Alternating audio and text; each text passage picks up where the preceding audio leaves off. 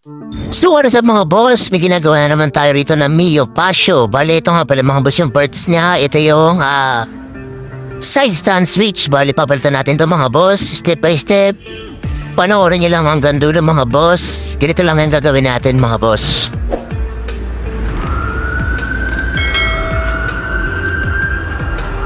Ito na nga pala mga boss yung Mio Pasio. So bagong-bago pa lang to mga boss. So nagka-problema yung sa kanyang side stand switch. Bale, step by step, ganito lang yung pagkabit natin mga boss. Stay tuned lang mga boss, magpapaplas lang tayo. Panoorin lang hanggang dulo mga boss. Bale, nandito yung mga sequence ng mga tornilyo dapat yung tanggalin mga boss. At saka dapat iwasan yung mga boss para hindi masira yung flarings mga boss. Ito na nga pala mga boss. Tatanggalin natin tong block na to. Pati yung battery cover, tanggalin nyo na rin mga boss. Bali patak lang yan.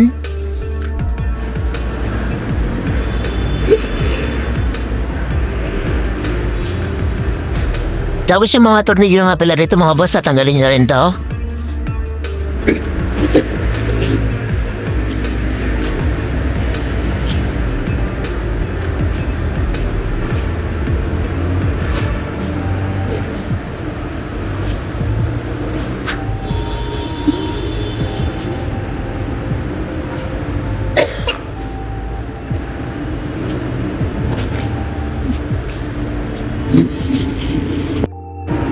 Tapos yung tornilyo dito mga boss sa gilid.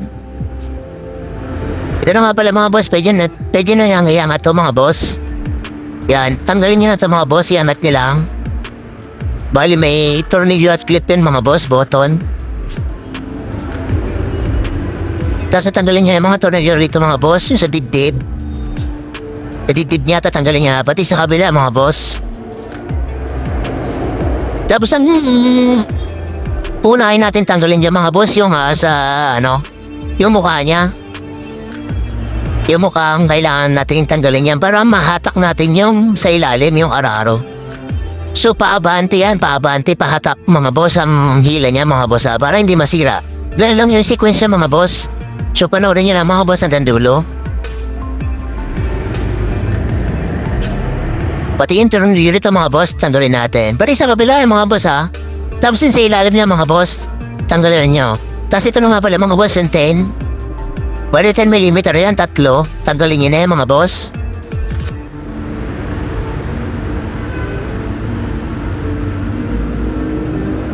Bali marami talagang babaklasin sa kanya. Bali magpapalit nga pala tayo rito mga boss ng side stand switch. So sira yung side stand switch ng customer, so bagong-bago pa lang. So papalitan natin ng bago.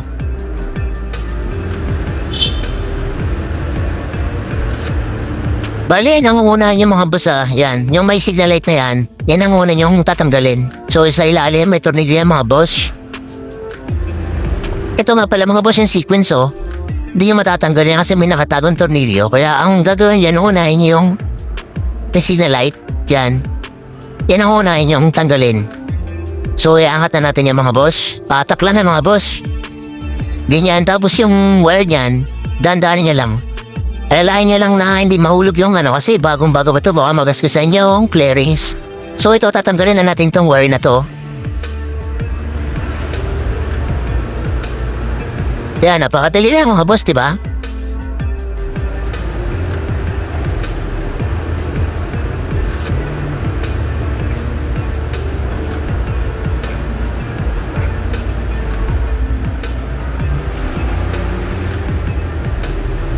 Gusto niya pala mga paggawa mga boss?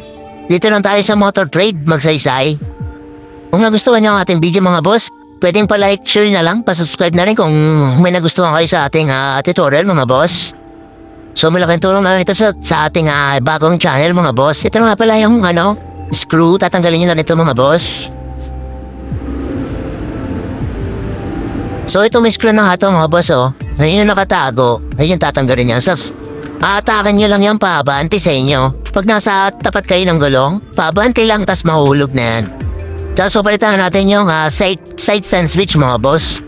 Ganun lang yung mga boss, yung napakatali lang yung tanggalin. So medyo matagal lang talaga yung pagbabaklas ka. Ito nga pala nasira yung side stand switch. So palitan na natin ng bago yung mga boss. Bali baklas talaga siya, nasa ilalim kasi. Tapos ilalagay na natin yung sakit na kulay blue.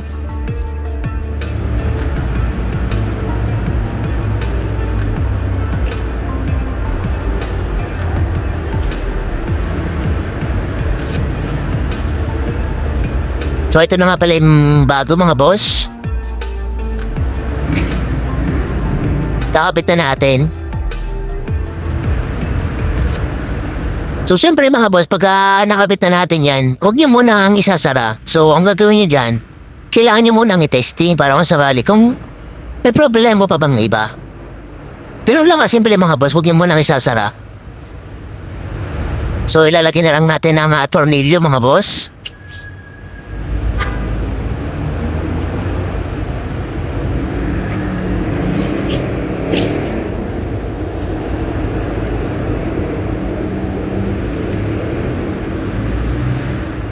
Kung saan niya tinanggal yung wire mga boss, ganun din yun, ibabalik ka para kung sakali hindi lumawit yung wire, hindi maputol. Kaya mangat-ngat ng daga sa ilalim. So, kailangan maayos ang ating pagkabit mga boss para walang backjob.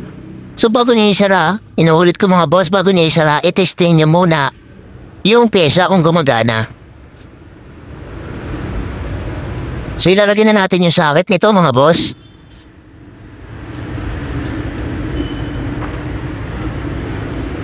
Tapos ito, iti-testing na natin. So, start na yan mga boss, oh. Nakailaw na yung headlight. So, pag sinadjustance natin yan, automatic mamamatay yung headlight niya. So, goods na to mga boss. Bali, ganun lang masimple. Kung paano nyo pinaplas, ganyan rin, babalik. So, mga boss, ibabalik na lang natin yung mga tinanggal natin. Eh, yung mga boss, oh, mga sequence niya, no, mga lock. So, pahatak yan mga boss, ah. Babagsak lang naman yan kung madali lang yung matagal mga boss, ganun lang. So babalik na natin yung mga tinanggal natin yan mga boss, stay tuned lang.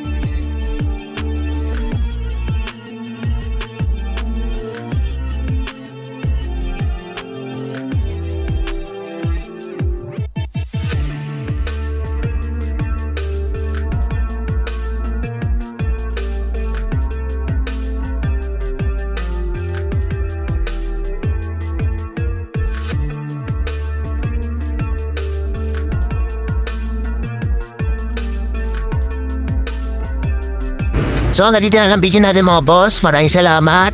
Sana suportahan nyo ating channel mga boss. Ride safe mga boss. Thank you.